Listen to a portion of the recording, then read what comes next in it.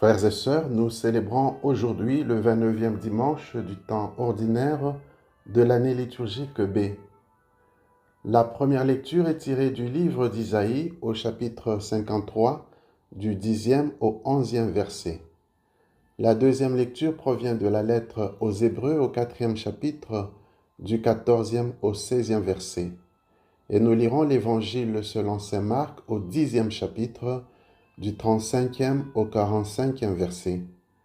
Ces lectures nous invitent à considérer l'exercice du pouvoir comme une opportunité pour servir Dieu et les autres jusqu'au don de notre propre vie, à l'instar de Jésus, qui est venu non pas pour être servi, mais pour servir et donner sa vie en rançon pour la multitude.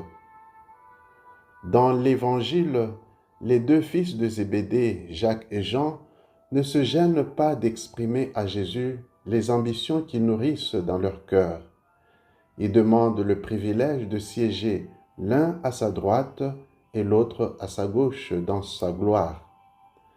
Souvenons-nous que peu avant, ces deux disciples ainsi que Pierre avaient été témoins de la transfiguration de Jésus sur la montagne, comme nous le rapporte Marc au 9e chapitre, du 2e au 10e verset. Peut-être s'attendent-ils à une glorification de ce genre. Dans sa réponse, Jésus leur montre qu'ils ne savent pas ce qu'ils demandent. Au fait, ils ne connaissaient pas très bien Jésus et ne le comprenaient pas encore suffisamment. Et pourtant, peu avant cet épisode, Jésus avait déjà mis en garde les disciples contre la tentation du pouvoir, alors qu'ils discutaient pour savoir qui d'entre eux était le premier. Voir Marc, chapitre 9, du 33e au 37e verset.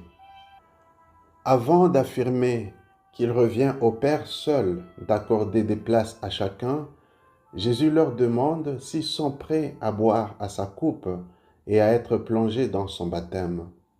Il signifiait ainsi sa passion et sa mort sur la croix et montrait qu'on ne peut pas prendre part à sa gloire sans d'abord passer par l'expérience de la passion et de la croix. Nous trouvons le même écho dans la première lecture où le serviteur souffrant du livre d'Isaïe plaît au Seigneur parce qu'il endure la souffrance avec fidélité. La deuxième lecture va aussi dans ce sens, en parlant du sacerdoce de Jésus qui est principalement basé sur le service. En effet, Jésus est le grand prêtre qui a été éprouvé en toutes choses et dont le sacrifice nous a valu grâce et miséricorde. Lorsque les deux disciples sollicitent des places d'honneur auprès de Jésus, ils n'ont pas à l'esprit la question de la souffrance et de la croix. Il en est de même de tous ceux qui, aujourd'hui, recherchent le pouvoir pour leur propre honneur. Ils ne sont pas nécessairement prêts à endurer les souffrances et les sacrifices que le service du peuple exige.